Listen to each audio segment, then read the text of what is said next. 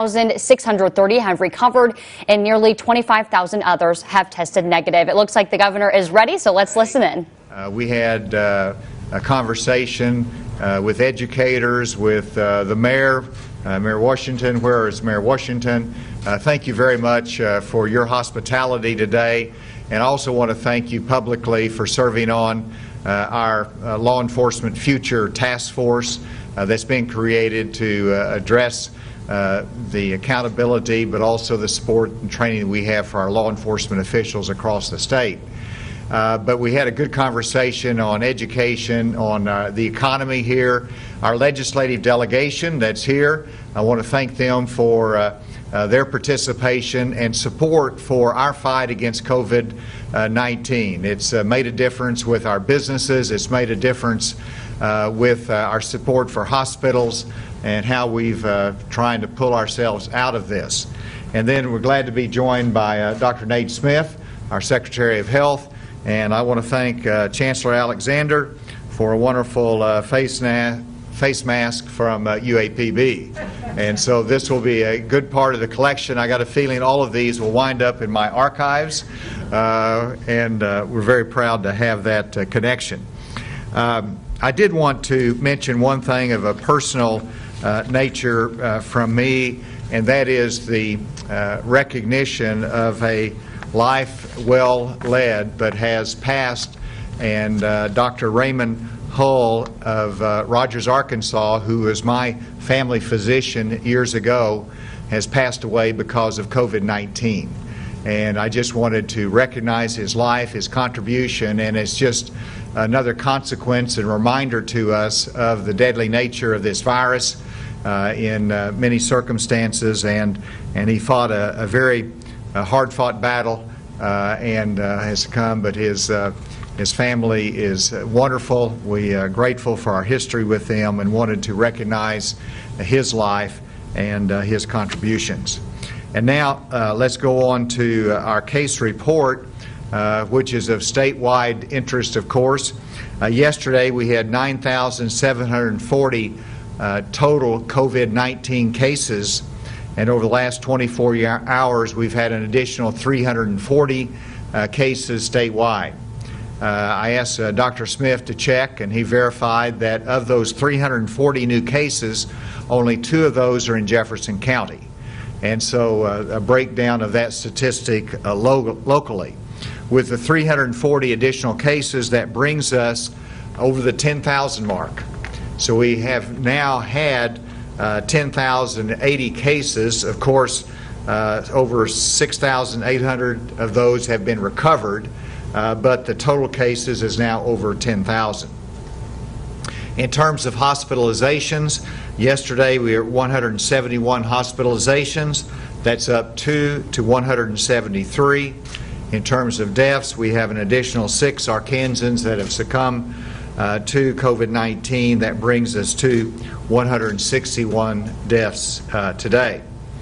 In terms of testing for COVID-19, we continue to expand our testing capability and strength in Arkansas, and so yesterday we did 4,849 tests. That puts us on target for reaching our goal of 120,000 tests over the month of June statewide, but that is a lot of tests that we're doing across the state for COVID-19. I did want to mention in the southeast region of Arkansas, there's always been a question, are we getting tested enough? Are we getting tested enough? Well, we broke it down by test by region, but also per capita. And so this is a per capita scaling of the test. And so in the southeast region, we have done 694 tests per 10,000 people. 694 tests. Statewide, the per capita amount is 565. And so you can see that there's a greater level of testing that we've done per capita in southeast Arkansas. And that's important to know that we're measuring the outbreak of COVID and any new information that's necessary to control the spread of COVID-19. Here in Jefferson County, we've had 666 tests per 10,000, again compared to the average in the statewide of 565.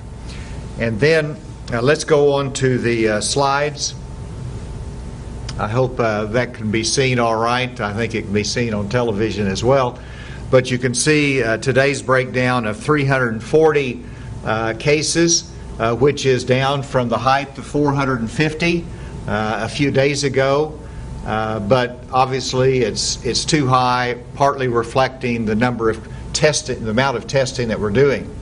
If you go to the next slide, you'll see the 7-day rolling average. And this is important because you see the second peak is higher than the first peak. And then secondly, you see in the second peak, there is at least a downward trend the last 2 days, I believe it is. Go to the next slide. And this is a key factor on hospitalizations as to the capacity of our hospitals. And here, again, you see the first peak on hospitalizations in April at about 110. And now we're up to 173 that's hospitalized. And so that's something we're continuing to watch. This breaks it down to the southeast region of Arkansas on the number of currently hospitalized. Now don't let the graph mislead you, because the previous graph got up to 173, but this graph for southeast region, the highest point is 34. And so that means we're right now at a 30 that's hospitalized. Actually, it's a little bit down from that from yesterday, but you can see that that is a very manageable amount that's hospitalized because of COVID-19.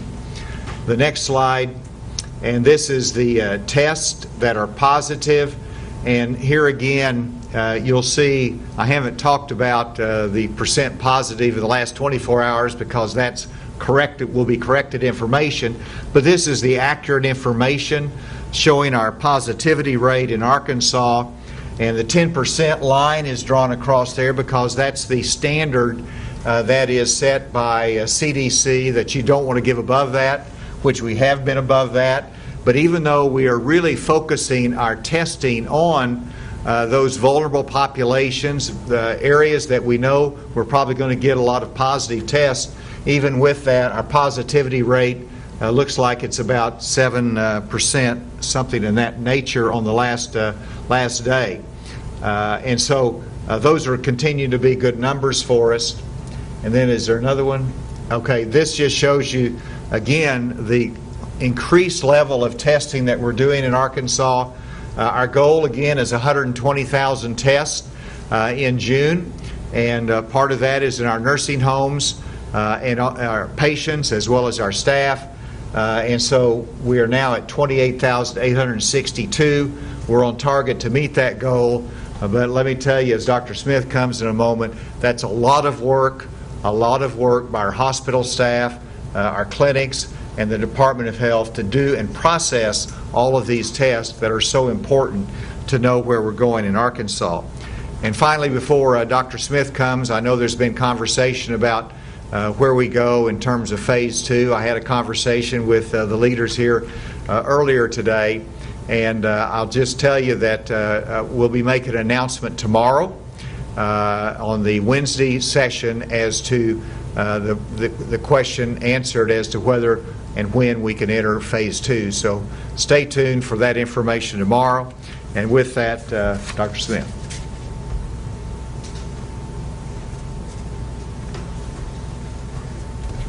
Thank you, Governor. I'd like to just make a few more comments on the numbers that the Governor's already shared. Governor mentioned that we've had 340 cases since yesterday, new cases. Of those, 34 were in correctional facilities, so 306 were community cases. And of our total cases of 10,080, 3,044 are considered active cases. Of those 3,044, 141 are in nursing homes and 139 are in correctional facilities. So we have 2,764 active cases in the community. The Governor's already mentioned that we had a net gain of 2 in our hospitalized, so we have 173 hospitalized. We have 44 currently on a ventilator, which is down 2 from yesterday. We have had 6 additional deaths, so we're at 161. And we have had 6,875 recovered, which is 245 more than yesterday. In terms of nursing homes, we've had 5 additional cases, so we're up to 488 total nursing home cases, and we've had 17 additional staff at nursing homes, so we're up to 332 for staff who have tested positive for COVID-19. The governor's mentioned our testing. We had 4,849 tests, and that puts us ahead of target for our goal of 120,000 for the month of June. The governor's already mentioned our testing per capita here in Southeast Region and in Jefferson County. I want to give some other details specific to the Southeast Region and to Jefferson County in particular. In the Southeast Region, we have had a total of 2,580 cases. Of those, 771 have been in the community, and 1,809 have been in correctional facilities. So we've had more than twice as many of our cases in correctional facilities as in the community. And so of those cases, we have currently 148 active cases in the community in Southeast Region and 109 active cases in correctional facilities for a total of 257 active cases. We've talked about deaths. In Southeast Region, we've had a total of 44 deaths. And of those, 32 have been in among community cases, and 12 have been in correctional facilities. Moving to Jefferson County, we have had a total of 559 who have tested positive in Jefferson County. And just, I don't think anyone here needs a reminder, but our first case in the state was here in Jefferson County, actually here at Jefferson Regional Hospital. This county and this hospital have been the tip of the spear. They've been on the front lines in our battle against COVID-19 and have done a remarkable job in containing and limiting the spread of COVID-19, although there continue to be challenges. Of those 559 cases that we've had here in Jefferson County, 320 have been in the community, 239 have been in correctional facilities. We have had a disproportionate case fatality rate here. The number of cases who have died in Jefferson County has been much higher than in the state overall.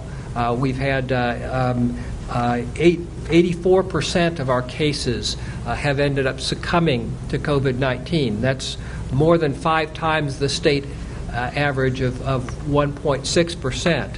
And that's largely because many of our cases, especially early on, were in nursing homes here in Jefferson County, where we know that the risk of serious complications and death is much higher. So for Jefferson County, we have had a total of 28 deaths. Of those, 1 was in a correctional facility and 27 were in the community. We currently have a total of 52 active cases. 41 of those are in the community, 11 are incarcerated. And the numbers that I have, and I'm always timid about giving hospitalization data when I'm standing in the hospital because they could easily correct me if I'm wrong, so please do. But my information is that we currently have 4 hospitalized, 1 in the ICU, 1 on a ventilator.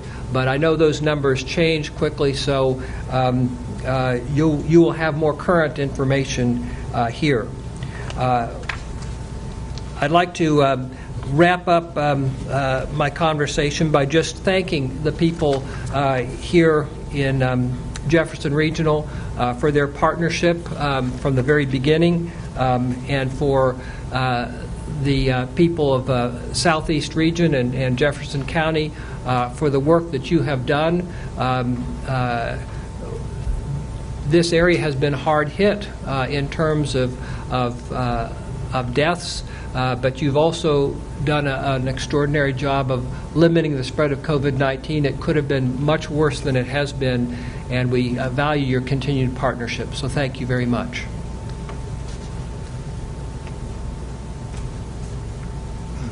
Thank you, Dr. Smith, and I second that. I want to thank the whole community of Jefferson County for being such good soldiers in this fight and having success as well. And so with that, be happy to turn it over to any questions.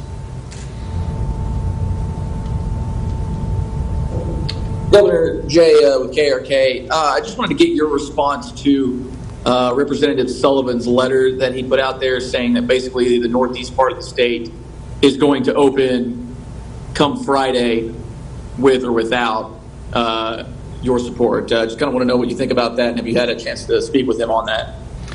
I haven't spoken with him, and I get letters from both sides. I get letters saying you're going too fast, slow down, don't open things up. I get letters that says you're going too slow, you got to open it up quicker. And so that's just one of the many letters that I receive. Dr. Smith and I try to make decisions based upon the public health guidance, based upon the data that we see, but also what is needed for the uniqueness of our state. We'll continue to do that, and we'll have further comments tomorrow during the session. Next question. Is there another? Right here. Did you expect the second wave to be as large as it is? No. But it just illustrates the fact that this is unpredictable. We haven't seen anything like this virus, and in fact many thought that the second wave would actually be this fall, and across the country we see a second wave coming. And I looked at it last night. Tennessee cases are up. You've got states all around us that the cases are up. Louisiana is an exception. They had that huge peak and they're going down. New York is a huge peak going down, but many other states have had two peaks. As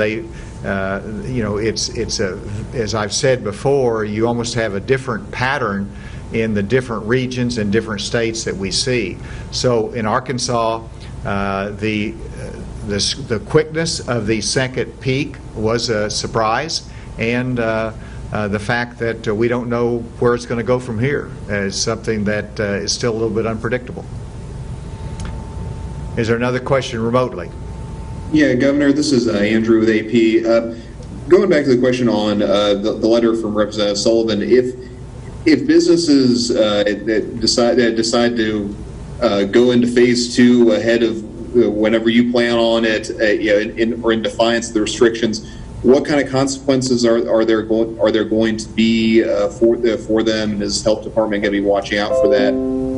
And also on whatever your announcement is tomorrow, is a regional approach, is that still off the table, or are you looking at that for whatever you announce tomorrow? We'll make that announcement tomorrow as to how we're going to handle the question of phase 2, as to whether we enter it, when we enter it, and how we enter it. So we want to, obviously we've been studying this very hard. I indicated last Friday we're looking at it, studied it over the weekend. We continue to do that, looking at the data. We'll make a decision on that tomorrow. In terms of what we expect in terms of businesses and compliance with the public health guidelines, many of the businesses are licensed, whether it's a restaurant or whether it is a different type of facility. If they have a license, then if you don't follow the public health guidance, then that could jeopardize your license. But I understand that people want to some people want to accelerate. As I said, some people want to go slower, but we still have a rising number of cases here in many parts of Arkansas, and we want to make sure that we're taking the right steps to control it to the extent that we can. and that we want to be mindful of people, whatever phase you're in. We still need you to socially distance, to wear your mask, to protect yourself. That's one of the constants through each of the phases. Yes? Dr. Smith mentioned the nursing home population, but is there anything else that could be contributing to the high death rate here? Dr. Smith? We know the factors that increase the risk of death include older age, but especially underlying medical conditions. And we know that diabetes, high blood pressure, cardiovascular disease, chronic pulmonary disease, as well as weakened immune system, these all increase the risk of death. And so if the people who are being infected have those underlying medical conditions, then that increases the risk.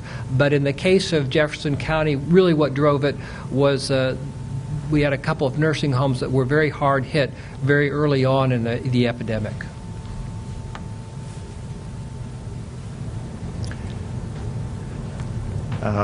Yes. You opened up the state to sports, youth sports, high school sports, and I know we've had some youth sports, baseball, softball going on, high school sports returning to workouts. How have you seen with the following regulations with that? Are there any reports on how that is going in the state? The information I have is that the coaches, the athletic directors are being very careful to follow those guidelines. They know what's at risk. If you have COVID incidences as a result of a practice that doesn't follow the guidelines, that jeopardizes the whole program. And so they're taking it seriously. Everything I see, someone sent me a picture yesterday of a team actually doing some kind of a football drill socially distanced. Obviously it's not contact, but they have to train, they have to work out, and that's where we are right now, is to make sure that those guidelines for gym activities are followed. Obviously, baseball's in a different category, but I think we're all glad to see them coming back. We want them to come back more, but this is a step at a time when it comes to sports, trying to figure it out, get it done the right way, because we want the athletes to be safe as well as those that come to watch them. With that, thank you all very much for being here today. It's good to be in Pine Bluff. Mayor, we'll see you next time. That was